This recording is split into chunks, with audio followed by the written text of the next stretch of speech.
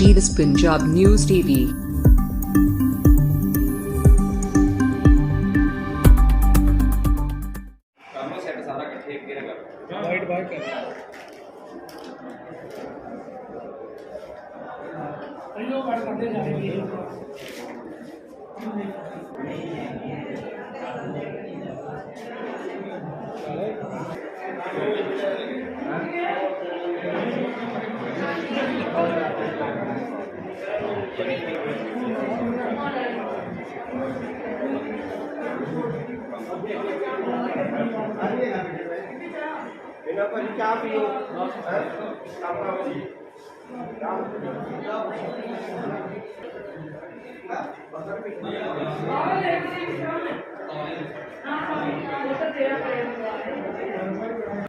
क्योंकि साडा फर्ज बनता ड्यूटियां बनदियां पर प्रशासन नूं आप ही चाहिए जो कल के मरीज इत्थे आए आ तो उन्होंने देखना चाहिए दवाई बूटी बनती देनी चाहिए है पर हुण जी माड़ी आदत बनी है पई वो पूरा ध्यान नहीं देंगे मरीजों के सब का ड्यूटी बेनती करते हैं कि हुण साडी जिहड़ा पंजाब आ सर ਜ਼ਖਮੀ ਸ਼ਰਧਾਲੂ ਜਿਹੜੇ ਆ ਤਰਨਤਾਰਨ ਹਸਪੀਟਲ ਦੇ ਐਡਮਿਟ ਹੋਏ ਨੇ ਜੀ ਪਰ ਉਹਨਾਂ ਦੇ ਵਾਰਸਾਂ ਵੱਲੋਂ ਜਿਹੜਾ ਇਲਜ਼ਾਮ ਲਗਾਇਆ ਜਾ ਰਿਹਾ ਹੈ ਕਿ ਕੇਅਰ ਨਹੀਂ ਕੀਤੀ ਜਾ ਰਹੀ, ਕੀ ਮਾਮਲਾ? ਦੇਖੋ ਇੰਝ ਆ ਬਈ ਸ਼ੁਰੂਆਤ ਤੋਂ ਸ਼ੁਰੂ ਨੇ ਕੱਲ੍ਹ ਸ਼ਾਮੀ ਮੈਨੂੰ 6:30-7 ਵਜੇ ਕਿਸੇ ਮੋਤਬਾਰ ਬੰਦੇ ਦਾ ਫੋਨ ਆਇਆ ਵੀ ਆਪਣੇ ਸ਼ਰਧਾਲੂਆਂ ਦਾ ਭਰਿਆ ਟਰੱਕ ਜਿਹੜਾ ਅਨਫੋਰਚੂਨੇਟਲੀ ਐਕਸੀਡੈਂਟ ਹੋ ਗਿਆ ਪੂਨੇ ਦੇ ਕੋਲ ਅਤੇ 2 ਸ਼ਰਧਾਲੂਆਂ ਦੀ ਡੈਥ ਹੋ ਗਈ ਹੈ ਅਤੇ ਬਾਕੀ ਜ਼ਖਮੀ ਕੁਛ ਹੁਸ਼ਿਆਰਪੁਰ ਹਸਪਤਾਲ 'ਚ ਨੇ ਅਤੇ ਉਹਨਾਂ ਨੂੰ ਅਸੀਂ ਲੈ ਕੇ ਤਰਨਤਾਰਨ ਆ ਰਹੇ ਹਾਂ। ਮੈਂ ਤੁਰੰਤ ਆਪਣੇ ਡਾਕਟਰਾਂ ਦੀ ਟੀਮ ਰੈਡੀ ਕੀਤੀ। ਡਾਕਟਰ ਨਿਖਲ ਨੇ, ਡਾਕਟਰ ਕਾਲਰਾ ਨੇ, ਡਾਕਟਰ ਆਪਣੇ ਜਗਜੀਤ ਨੇ, ਡਾਕਟਰ ਧੀਰਜ ਨੇ। ਮੈਂ ਕਿਹਾ ਵੀ ਹਰ ਤਰ੍ਹਾਂ ਦੀਆਂ ਸਾਰੀਆਂ ਦਵਾਈਆਂ, ਸਾਰੇ ਟੀਕੇ, ਸਾਰੀਆਂ ਸਰਿੰਜਿਸ, ਪੱਟੀਆਂ, ਪਲਸਤਰ ਦਾ ਸਮਾਨ, ਹੋਰ ਕੁਛ ਜੋ ਵੀ ਦਵਾਈਆਂ ਉਹ ਰੈਡੀ ਰੱਖੋ ਕਿਉਂਕਿ ਕਹਿੰਦੇ 35-40 ਪੇਸ਼ੈਂਟ ਨੇ ਅਤੇ ਕਿਸੇ ਨੂੰ ਕਿਸੇ ਤਰ੍ਹਾਂ ਦੀ ਕੋਈ ਕਮੀ ਪੇਸ਼ੀ ਨਹੀਂ ਆਉਣੀ ਚਾਹੀਦੀ। 9:30 ਪੌਣੇ 10 ਦੇ ਟਾਈਮ ਬਾਅਦ ਪੂਰੇ ਪਤਾ ਲੱਗਾ ਵੀ ਉਹ ਥੋੜ੍ਹੀ ਦੇਰ 'ਚ ਪਹੁੰਚ ਰਿਹਾ। 10 ਵਜੇ ਮੈਂ ਇੱਥੇ ਆ ਗਿਆ। ਮੈਂ ਨਾਲ ਆਪਣੇ ਜਿਹੜੇ ਸਾਡੇ ਹੋਰ ਸਿਵਲ ਸਰਜਨ ਦਫ਼ਤਰ ਦੇ ਸਟਾਫ ਮੈਂਬਰ ਨੇ, ਗੁਰਦੇਵ ਸਿੰਘ ਹਰੀ, ਸਾਡੀ ਨਰਸਿੰਗ ਸਿਸਟਰ ਕੁਲਵੰਤ ਕੌਰ ਜੀ, ਉਹਨਾਂ ਨੂੰ ਬੁਲਾ ਲਿਆ। ਸਾਡੇ ਕੋਲ ਉਸ ਵੇਲੇ 18 ਦੇ ਆਸ-ਪਾਸ ਪਹਿਲੋਂ ਮਰੀਜ਼ ਆਏ ਜਿਨ੍ਹਾਂ ਨੂੰ ਉੱਥੋਂ ਲੈ ਕੇ ਆਏ। ਇਹ ਮਰੀਜ਼ ਇਹਨਾਂ 18 ਚੋਂ ਜ਼ਿਆਦਾ 14-15 ਮਰੀਜ਼ ਇਹੋ ਜਿਹੇ ਸੀਗੇ ਵੀ ਜਿਨ੍ਹਾਂ ਨੂੰ ਫਸਟ ਏਡ ਜਿਹੜੀ ਆ ਉਹ ਦੀ ਹੀ ਲੋੜ ਸੀਗੀ। ਕੋਈ ਉਹਨਾਂ 'ਚੋਂ ਕੋਈ ਜ਼ਿਆਦਾ ਸੀਰੀਅਸ ਪੇਸ਼ੈਂਟ ਨਹੀਂ ਸੀਗਾ, ਕੋਈ ਫ੍ਰੈਕਚਰ ਵਾਲੇ ਵੀ ਨਹੀਂ ਸੀਗੇ। ਇੱਕ ਬੱਚਾ ਸੀਗਾ ਜਿਹਦੇ ਸਿਰ 'ਚ ਸੱਟ ਸੀਗੀ, ਡਿਪਰੈਸਡ ਫ੍ਰੈਕਚਰ ਸੀਗੀ ਉਹਦਾ ਕਿਉਂਕਿ ਬ੍ਰੇਨ ਦਾ ਮਸਲਾ ਸੀਗਾ। ਉਹਨੂੰ ਅਸੀਂ ALS ਜਿਹੜੀ ਐਡਵਾਂਸਡ ਲਾਈਫ ਸਪੋਰਟ ਐਂਬੂਲੈਂਸ ਆ ਉਹ ਬੁਲਾ ਕੇ ਅਤੇ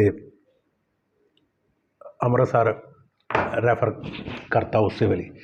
ਬਾਕੀ ਪਰਸਨਲੀ ਮੈਂ ਅਤੇ ਸਾਰੇ ਚਾਰੇ ਡਾਕਟਰਾਂ ਦੀ ਟੀਮ ਨੇ ਸਾਰੇ ਮਰੀਜ਼ਾਂ ਨੂੰ ਚੰਗੀ ਤਰ੍ਹਾਂ ਟੈਕਲ ਕੀਤਾ। 11:30 ਵਜੇ ਤੱਕ ਐਵਰੀਬਾਡੀ ਵਾਜ਼ ਫੁੱਲੀ ਸੈਟਿਸਫਾਈਡ। ਲਗਭਗ 200 ਆਪ ਪਾਰਟੀ ਦੇ ਵਲੰਟੀਅਰ ਇੱਥੇ ਸੀਗੇ ਐਂਡ ਪਹਿਲੀ ਵਾਰੀ ਮੈਂ ਦੇਖਿਆ ਵੀ ਜਿਹੜੀ ਕਰਾਊਡ ਆ ਉਹ ਇੰਨੀ ਹੈਲਦੀ ਕਰਾਊਡ ਆ। ਉਹਨਾਂ ਨੇ ਕੋਈ ਓਬਜੈਕਸ਼ਨ ਰੇਜ਼ ਨਹੀਂ ਕੀਤਾ। ਸਾਰਿਆਂ ਨੇ ਰਾਦਰ 25-30 ਜਿਹੜੇ ਫਰੰਟ ਲਾਈਨ ਵਲੰਟੀਅਰ ਸੀਗੇ ਉਹਨਾਂ ਨੇ ਸਾਨੂੰ ਅਸਿਸਟ ਕਰਵਾਇਆ ਮਰੀਜ਼ਾਂ ਨੂੰ ਅੰਦਰ ਸ਼ਿਫਟ ਕਰਾਉਣ 'ਚ ਐਂਡ ਬਕਾਇਦਾ ਜੇ ਉਹਨਾਂ ਨੂੰ ਅਸੀਂ ਕਿਹਾ ਵੀ ਐਮਰਜੈਂਸੀ 'ਚੋਂ ਬਾਹਰ ਹੀ ਰਹਿਣਾ ਵੀ ਅੰਦਰ ਤਾਂ ਕਿ ਪੇਸ਼ੈਂਟਸ ਕੋਈ ਸੀਰੀਅਸ ਹੁੰਦਾ ਟਰੀਟਮੈਂਟ 'ਚ ਮੁਸ਼ਕਿਲ ਆਉਂਦੀ ਹੈ। ਉਹਨਾਂ ਨੇ ਬਿਲਕੁਲ ਸਾਡੇ ਕੰਧੇ ਨਾਲ ਕੰਧਾ ਜੋੜ ਕੇ ਸਾਰਾ ਕੰਮ ਕਰਵਾਇਆ ਐਂਡ ਜਿਹੜਾ ਮਰੀਜ਼ ਪਹਿਲੋਂ ਜਿਹਨੂੰ ਲੋੜ ਸੀ ਉਹਨੂੰ ਪਹਿਲੋਂ ਟਰੀਟ ਕੀਤਾ ਗਿਆ। ਜਿਹੜਾ ਕੁਛ ਘੱਟ ਜਿਹਨੂੰ ਕੋਈ ਥੋੜ੍ਹਾ ਬਹੁਤ ਕੋਈ ਝਰੀਟ ਆਈ ਸੀ, ਮਾੜਾ ਮੋਟਾ ਸੀ, ਉਹਨੂੰ ਬਾਅਦ ਹੈਂਡਲ ਕੀਤਾ ਗਿਆ। ਉਹਨਾਂ ਦਾ ਕਹਿਣਾ ਹੈ ਅਜੇ ਮੈਂ ਉਸ ਪੁਆਇੰਟ 'ਤੇ ਵੀ ਆ ਰਿਹਾ, ਸਾਰਾ ਦੱਸਦਾ ਮੈਂ। ਇਸ ਤੋਂ ਬਾਅਦ 11:30-12 ਵਜੇ ਦੇ ਆਸ-ਪਾਸ ਉਹਨਾਂ 'ਚੋਂ ਕੁਛ ਮਰੀਜ਼ ਜਿਹੜੇ 3-4 ਜਿਹਨਾਂ ਨੂੰ ਦਾਖਲ ਦੀ ਲੋੜ ਸੀ ਉਹਨਾਂ ਨੂੰ ਦਾਖਲ ਕੀਤਾ ਗਿਆ, ਬਾਕੀਆਂ ਨੂੰ ਫਸਟ ਏਡ ਦੇ ਕੇ ਘਰ ਦਿੱਤਾ ਗਿਆ। ਅਤੇ ਫਿਰ ਉਹਨਾਂ ਕਿਹਾ ਜੀ ਬਾਕੀ ਜਿਹੜੇ ਕੁਛ ਹੋਰ ਮਰੀਜ਼ ਜਿਹੜੇ ਜ਼ਿਆਦਾ ਜਿਨ੍ਹਾਂ ਨੂੰ ਪ੍ਰੋਬਲਮ ਆ ਉਹ ਜਿਹੜੇ ਮਰੀਜ਼ ਆ ਉਹ ਆਉਣਗੇ, ਉਹਨਾਂ ਨੂੰ 2-2.5 ਘੰਟੇ ਲੱਗ ਸਕਦੇ ਆ। ਮੈਂ ਆਪਣੇ ਸਟਾਫ ਨੂੰ ਕਿਹਾ, ਸਾਡੇ ਨਾਲ ਐਕਸਰੇ ਵਾਲੇ ਵੀ ਸਟਾਫ ਜਿਹੜੇ 4 ਰੇਡੀਓਗ੍ਰਾਫਰ ਉਹ ਵੀ ਤੈਨਾਤ ਸੀਗੇ। ਮੈਂ ਖੁਦ ਵੀ ਇੱਥੇ ਰਿਹਾ। ਫਿਰ ਉਹ 3:30 ਪੌਣੇ 4 ਵਜੇ ਸਾਡੇ ਕੋਲ ਆਲਮੋਸਟ 17 ਮਰੀਜ਼ ਹੋ ਰਹੇ। ਇਹ ਉਹ 17 ਮਰੀਜ਼ ਸੀਗੇ ਜਿਨ੍ਹਾਂ ਨੂੰ ਸੱਟਾਂ ਕੁਛ ਜ਼ਿਆਦਾ ਸੀਗੀਆਂ। ਇਹਨਾਂ ਦੇ ਵਿੱਚੋਂ 2-3 ਪੇਸ਼ੈਂਟ ਸੀਗੇ, ਜਿਵੇਂ ਉਹ ਬੱਚੇ ਦੀ ਗੱਲ ਕੀਤੀ ਵੀ CT ਸਕੈਨ ਵਗੈਰਾ ਸਾਰਿਆਂ ਦੇ ਹੋਏ ਹੋਏ ਸੀਗੇ, ਐਕਸਰੇ ਹੋਏ ਸੀ। ਕੁਛ 1-2-3 ਪੇਸ਼ੈਂਟ ਸੀਗੇ ਜਿਨ੍ਹਾਂ ਦੀਆਂ ਪਸਲੀਆਂ ਫ੍ਰੈਕਚਰ ਸੀ, ਇੱਕ ਦਾ ਚੂਲਾ ਫ੍ਰੈਕਚਰ ਸੀ, 2 ਬੱਚਿਆਂ ਦੀ ਬਾਜੂ ਫ੍ਰੈਕਚਰ ਸੀ, ਇੱਕ ਦੀ ਪੱਟ ਦੀ ਹੱਡੀ ਫ੍ਰੈਕਚਰ ਸੀ। ਇਹਨਾਂ 'ਚੋਂ ਸਾਰਾ ਅਸੀਂ ਪੇਸ਼ੈਂਟਸ ਨੂੰ ਪ੍ਰੋਪਰ, ਕਿਉਂਕਿ ਫਸਟ ਏਡ ਉੱਥੋਂ ਲੈ ਕੇ ਆਏ ਸੀ, ਉਹਨਾਂ ਜਿਨ੍ਹਾਂ ਦੇ ਐਕਸਰੇ ਨਹੀਂ ਸੀ ਹੋਏ, ਰਾਤੋਂ ਰਾਤ ਉਹਨਾਂ ਦੇ ਐਕਸਰੇ ਕਰਾਏ। ਇਮੀਡੀਏਟ ਲਾਈਨ ਆਫ ਟਰੀਟਮੈਂਟ ਹੁੰਦੀ ਆ ਵੀ ਜਿਹਨੂੰ ਡ੍ਰਿਪ ਦੀ ਲੋੜ ਹੈ ਉਹਨੂੰ ਡ੍ਰਿਪ ਸ਼ੁਰੂ ਕੀਤੀ ਜਾਵੇ। ਬਾਕੀ ਕਿਉਂਕਿ ਫ੍ਰੈਕਚਰ ਦਾ ਤਾਂ ਪੇਨ ਹੁੰਦੀ, ਪੇਨ ਕਿਲਰ ਸ਼ੁਰੂ ਕੀਤੀ ਜਾਵੇ। ਪੇਨ ਕਿਲਰ ਸ਼ੁਰੂ ਕੀਤੀਆਂ, ਦਵਾਈਆਂ A to Z ਸਾਰੀਆਂ ਪ੍ਰੋਵਾਈਡ ਕਰਵਾਈਆਂ। ਸਵੇਰ ਦੇ ਟਾਈਮ ਫਿਰ ਦੁਬਾਰਾ ਸਵੇਰੇ 9 ਵਜੇ, ਮੈਂ ਸਵੇਰੇ 5:35 'ਤੇ ਇੱਥੋਂ ਗਿਆ, 6 ਵਜੇ ਘਰ ਪਹੁੰਚ ਕੇ ਫਿਰ ਤਿਆਰ ਸ਼ਿਆਰ ਹੋ ਕੇ 9:15 ਵਜੇ ਮੈਂ ਵਾਪਸ ਆਇਆ। ਆਉਂਦਿਆਂ ਹੱਡੀਆਂ ਵਾਲੇ ਡਾਕਟਰ ਸਾਹਿਬ ਨੇ 9-9:30 ਵਜੇ ਜਿਹੜਾ ਰਾਊਂਡ ਕੀਤਾ, ਉਹਦੇ 'ਚੋਂ ਉਹਨਾਂ ਨੇ ਆਖਿਆ ਜੀ ਆ ਕੇ ਸਾਡੇ ਕੋਲ ਟੋਟਲ ਸਾਰਾ 35 ਮਰੀਜ਼ ਆਏ ਸੀ। 35 ਦੇ ਵਿੱਚੋਂ ਸਾਰੇ ਸ਼ਾਰਟ ਲਿਸਟ ਕਰਕੇ 11, ਪਹਿਲੋਂ 19 ਮਰੀਜ਼ ਸਵੇਰੇ ਦਾਖਲ ਸੀ। 19 ਦੇ ਵਿੱਚੋਂ ਕੁਛ ਮਰੀਜ਼ ਇਹੋ ਜਿਹੇ ਸੀਗੇ ਵੀ ਜਿਨ੍ਹਾਂ ਨੂੰ ਕੋਈ ਹੁਣ ਪ੍ਰੋਬਲਮ ਨਹੀਂ ਸੀ, ਉਹਨਾਂ 'ਚੋਂ ਡਿਸਚਾਰਜ ਕਰਕੇ 11 ਮਰੀਜ਼ ਦਾਖਲ ਸੀ, ਜਿਨ੍ਹਾਂ 'ਚੋਂ 2 ਰੈਫਰ ਕਰਤੇ ਗਏ।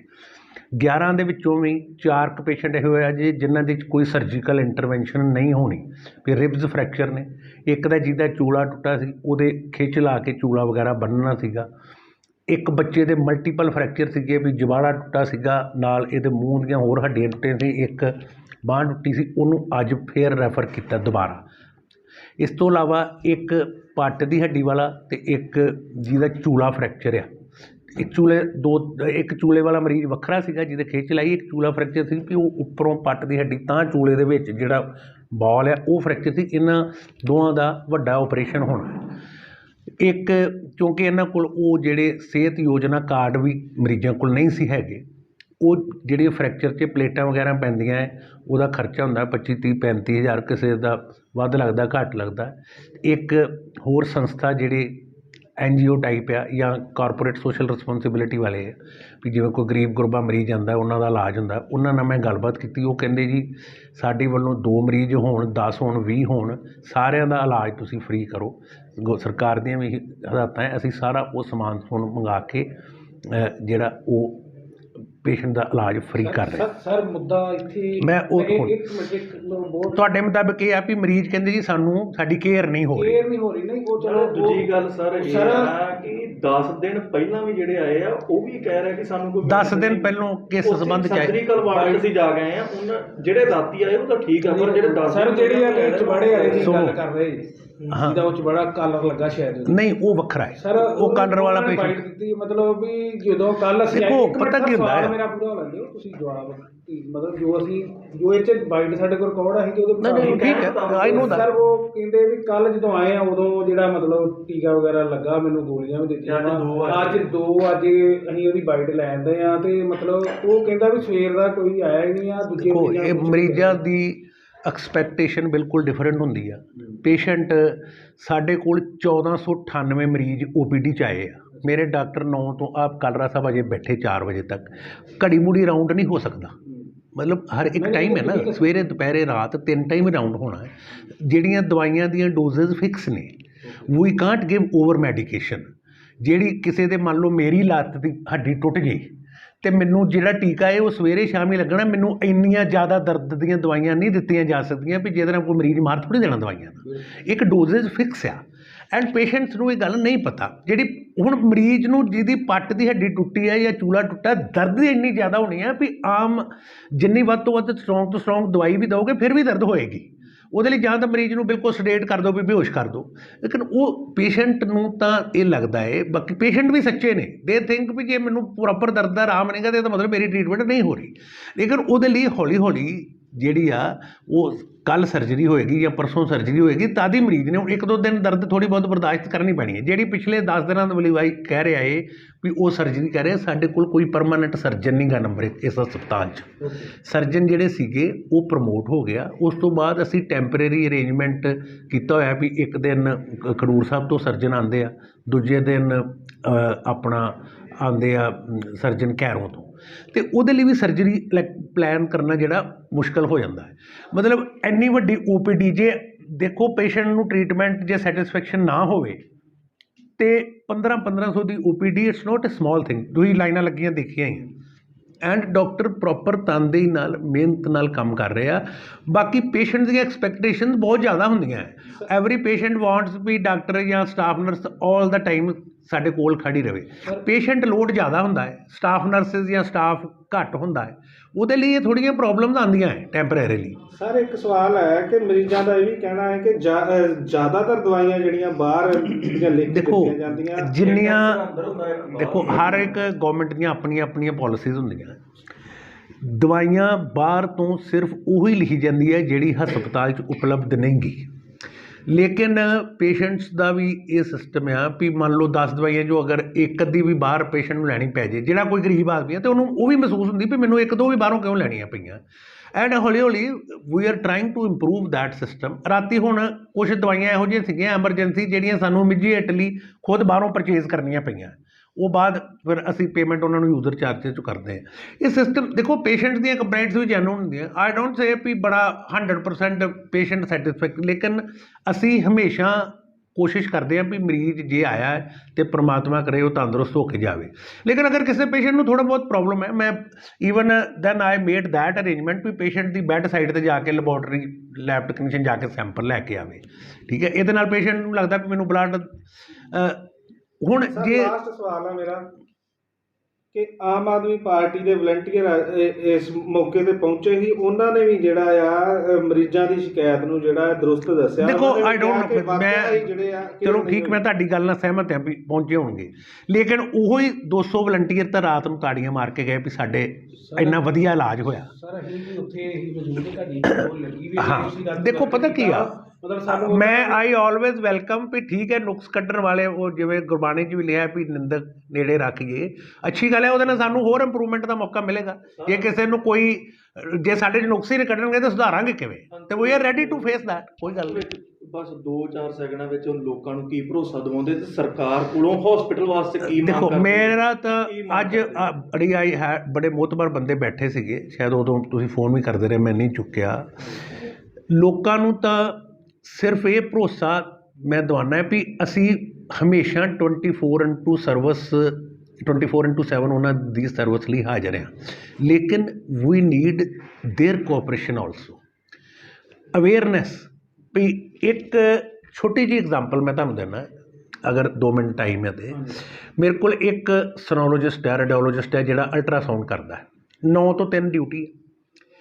ਇੱਕ ਸਕੈਨ ਕਰਨ ਨੂੰ ਮੰਨ ਲਓ ਪੇਟ ਦਾ ਸਕੈਨ ਕਰਨਾ, ਅਲਟਰਾਸਾਊਂਡ ਕਰਾਉਣਾ, ਪ੍ਰੈਗਨੈਂਟ ਲੇਡੀਜ਼ ਆ ਰਹੀਆਂ, ਆਲਮੋਸਟ 10-12 ਮਿੰਟ ਲੱਗਦੇ ਸਕੈਨ ਕਰਨ 'ਤੇ, ਤਾਂ ਤੁਸੀਂ ਸਹਿਮਤ ਜੇ ਨਾ।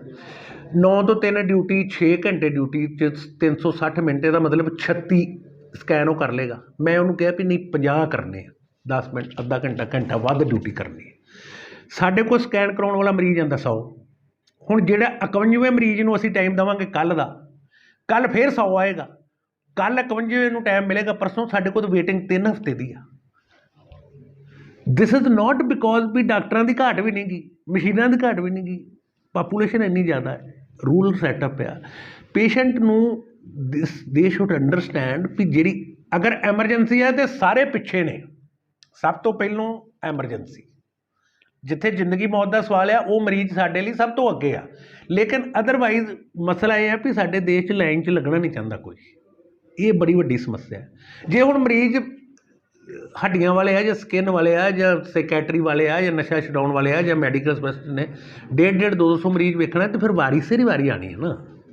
ਇਹ ਆ ਤੇ ਮਤਲਬ ਬੇਨਤੀ ਹੱਥ ਜੋੜ ਕੇ ਸਮਾਜ ਨੂੰ ਇਹੋ ਹੀ ਆ ਵੀ ਦੇ ਸ਼ੁੱਡ ਅੰਡਰਸਟੈਂਡ, ਉਹ ਅਪ ਸਿਸਟਮ ਨੂੰ ਸੁਧਾਰਨ 'ਚ ਉਹ ਵੀ ਮਦਦ ਕਰਨ।